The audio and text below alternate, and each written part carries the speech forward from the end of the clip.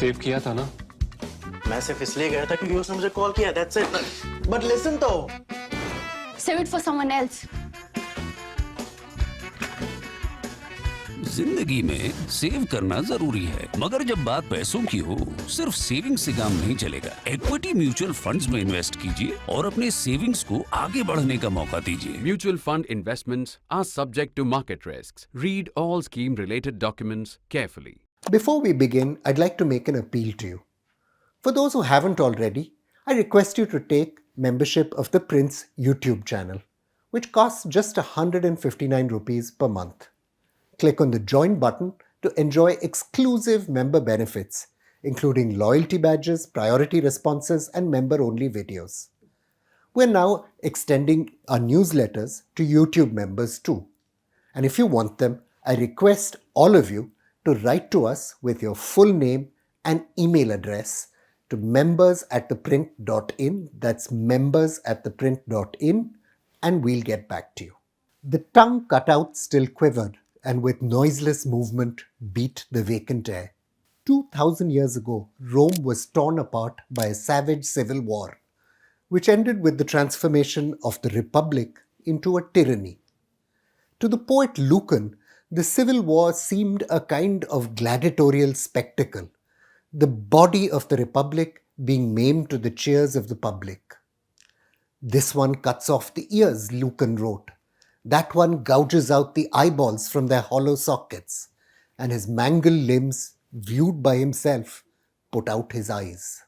Forced to commit suicide in 65 CE after a failed coup against the Emperor Nero, Lucan raged against the destiny of his beloved republic. Fortune, he wrote, if you plan to impose a master on those born after the battle, you should have granted them one battle too.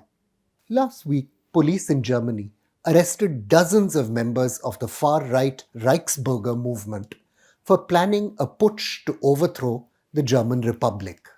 The plotters, who included a serving member of the armed forces, a pilot, a lawyer, even a gourmet chef, hoped to storm Germany's parliament, putting legislators under arrest, and then install the minor aristocrat Heinrich Roos as monarch. The Reichsbürger putsch might seem like burlesque, a circus show. The mainly elderly plotters consulted clairvoyants, perhaps unsurprising in a party founded by a man who's since been declared legally insane. They were inspired, among other things, by the bizarre fantasies of American QAnon networks, which hold the belief that President Donald Trump is waging a secret war against an international cabal of satanic pedophiles. But the question the putsch raises are deadly serious. Even the most affluent and sophisticated societies, Lucan teaches us, can tear themselves apart. Looking out from his apartment, the journalist Raymond Pretzel observed the grim scenes on Berlin streets, devastated by post-First World War hyperinflation. The atmosphere had become apocalyptic, he noted. Everywhere, there were people with long hair and hair shirts declaring that they had been sent by God to save the world.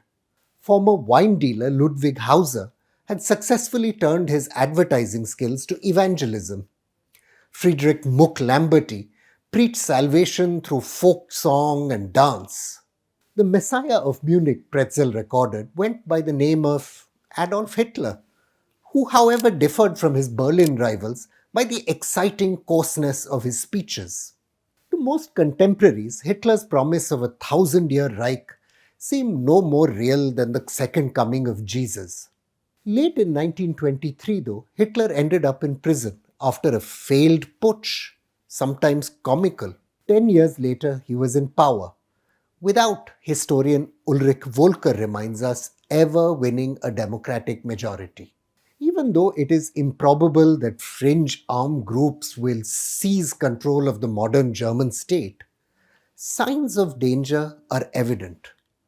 2 years ago, the German government was forced to disband an entire special forces unit in its military because of its ideological infiltration by the far right. The conservative politician Walter Lübcke was assassinated for supporting more immigration. Earlier this year, authorities uncovered a plot to provoke a coup by kidnapping Health Minister Karl Lauterbach.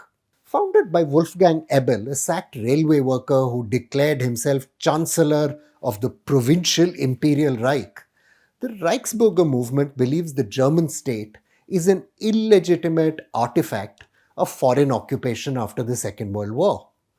Arguing modern Germany is in fact a corporate conspiracy of some kind, Reichsbürger movement members have refused to pay taxes and even set up 4 nations of their own. Estimated by Germany's intelligence services to have more than 21,000 supporters, 1,000 of those potentially violent according to the authorities, the group's members are alleged to have stockpiled guns and held weapons training camps. The organization was named in a 2000 investigation by Germany's military counterintelligence service into right-wing infiltration of the armed forces. Like Reichsbürger, there are several similar groups committed to violence. There's Combat 18, which wants lone wolf attacks, Pegida, which focuses on anti-Islam mobilization, anti-immigrant Freital Group, and Wolf's Brigade 44, which wants to re-establish the Nazi regime.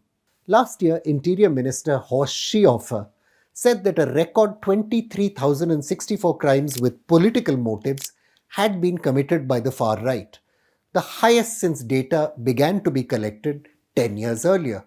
Lucan lived in a time of profound social reordering, not dissimilar to our own. Elites had been stripped of their powers, Classe Shadi Baat has written, while social mobility upended established norms and hierarchies. Ethnic identities has changed as the empire extended citizenship to ever greater number of outsiders. The poet Juvenal complained bitterly about foreign languages, customs, and even festive processions. Lucan himself lamented the rise of leaders he saw as foreigners. Emerging from the ashes of the Third Reich, Germany's far right nestled for a time in the New Order, but soon began to assert itself, often violently, in debates over race, identity, and political power. Leading Nazis like Hans Globke, the minister responsible for the Nazi race laws, were rehabilitated under Konrad Adenauer, Germany's chancellor from 1949 to 1963. Former Nazi Kurt Georg Kaisinger became chancellor in 1966, scholar Thomas Klickauer reminds us, while Hans Flibinger and Karl Carstens also rose to high office. Key Nazi bureaucrats, many implicated directly in war crimes, were reintegrated into the German government.